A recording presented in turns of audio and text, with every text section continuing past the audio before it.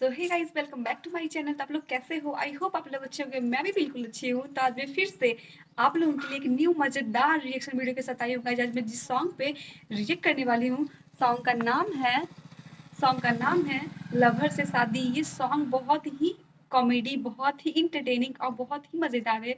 आज की वीडियो बहुत ही मज़ेदार होने वाली है। गाइस प्लीज़ गाइस, आप वीडियो को एंड तक देखिएगा, बिना स्किप किए हुए देखिएगा। मेरे चैनल पे नए हो तो प्लीज़ मैं रिक्वेस्ट करती हूँ कि मेरे चैनल को सब्सक्राइब कर दीजिए, वीडियो को लाइक कर दीजिए, बेल आइकन को प्रेस कर दीजिए ताकि मेरी सारी नई नई वीडियो की नोटिफिकेशन आप तक पहुँच पाए।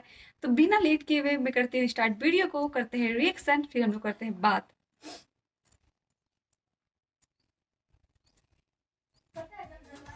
शादी हो रहा है।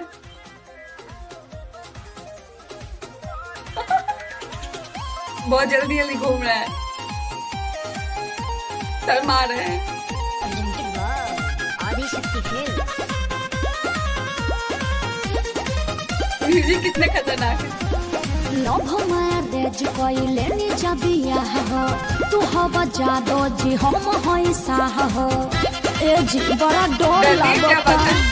लव मैरेज कइले नि जबिया हो तू हवा जादो जी हम होई साह हो तहरा बाबूजी से बात कइलो चाहिए हो। ए जी तनी अपना बाबूजी से बात करी ना। रुका लगावता हाँ लगाई ना। बुढ़ा सो रहा है। हो पप्पा हम बियाह कैला लियो का बियाह कैले लिए हमरा ले बतैले तू बियाह कैला तो हमसे बतैला नया बतैला सही तो हम बात है। कह के बताई। अरे बोकावा तो कुछ दहेजो मिल है रे दहेज नहीं जे घंटा लिहा आ ससुरा ए दैडी डरली नवस्त कनि मारे जदू दिन पागिले हो जूता से पिटाई दे मुहा पावन मिली तगे जसा फसा पागिले हो।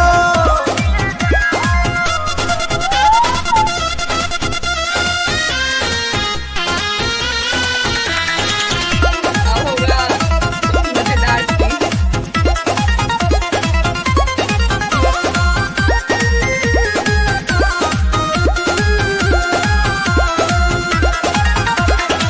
एक तो गलती कइले बनी जा हमनी के बरियार हो ऐसन शादी से सुनले बानी टूटेला घर परिवार हो। पिताजी एको थप्पड़ न मारी है घरे चल प्यार बड़ी करी है। ओहि जा होत का पता कर सही हो। अरे एक बार और लगाई ना। रुका एक बार फिर लगाओ ताली। बुढ़ा को ए पापा हो पापा हम सुहाग रात मनाई ले लियो। आ पंडित जी से दिखौला हवे अरे तो सुहाग रात में पलंग के जरूरत लगल सही है, बात है, पंडित जी पलंग का के थोड़ी लगल है। ठीक है। ए दैडी डरली नवस्त कनि मारे जदू दिन पागिले हो गुजार छटवाई बेकार मुहा पावन मिली तगे जसा फसा पागिले हो।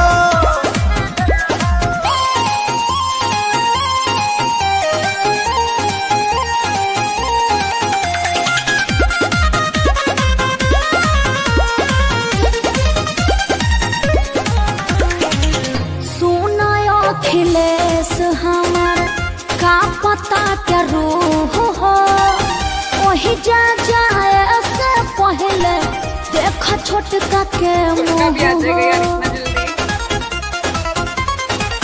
सुन सुन खेसारी के रानी कुछ कोई न कहतानी। इहे सोची सोची टेंशन में डरे हो। हर एक बार लास्ट यार, प्रयास बार-बार करो। फोन रुक करके जा, एक बार और लगावा है। ताकि बस ए बाबजी हो अरे लइको हो गइल का रे हाँ हो गई। अरे अभी तो 2 दिन पहले कहता है कि बियाह कोई हां अरे जियो के ऑफर में डाउनलोड कर ले लाई बाबजी।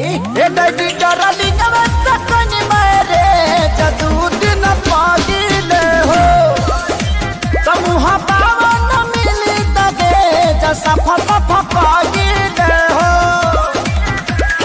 तोरा डार्लिंग को वार्निंग है, घर मत लेके आना। सो गाइज, ये वीडियो बहुत ही अच्छी थी। मुझे ये सॉन्ग बहुत अच्छी लगी, इसकी स्टोरी बहुत अच्छी लगी। इसकी स्टोरी कितनी अच्छी थी। ये लवर से शादी करने के बाद अपने पापा को फोन करते हैं, उसका पूछते हैं कि शादी कर लिए, तो पूछते दहेज मिला कि नहीं मिला यार। फिर वो बोलते हैं क्या कि आपने शादी किया था, मुझसे पूछा था क्या? तो मैं क्यों पूछूंगा। सही बात है, आजकल तो सब वैसे ही करते हैं यार, कौन किससे पूछता है। सही बात है। ये स्टोरी मुझे बहुत अच्छी लगी गाइस, ये सॉन्ग बहुत अच्छा लगा। आपको मेरी रिएक्शन कैसी लगी प्लीज़ गाइस कमेंट कीजिएगा। अगर अच्छी लगी हो तो मेरे चैनल को सब्सक्राइब कर देना, वीडियो को लाइक कर देना, बेल आइकन को प्रेस कर देना गाइस। और किस सॉन्ग पे आपको नेक्स्ट वीडियो चाहिए, किस सॉन्ग पे, किस वीडियो पे आपको मेरी नेक्स्ट रिएक्शन वीडियो चाहिए, प्लीज़ गाइस कमेंट कीजिएगा। मेरे चैनल पे नए हो तो चैनल को सब्सक्राइब कर देना, वीडियो को लाइक कर देना, बेल आइकन को प्रेस कर देना, ताकि मेरी सारी नई नई वीडियो की नोटिफिकेशन सबसे पहले आप तक पहुंच पाए। तो मिलती हूँ गाइस नेक्स्ट वीडियो में guys, bye bye, take care.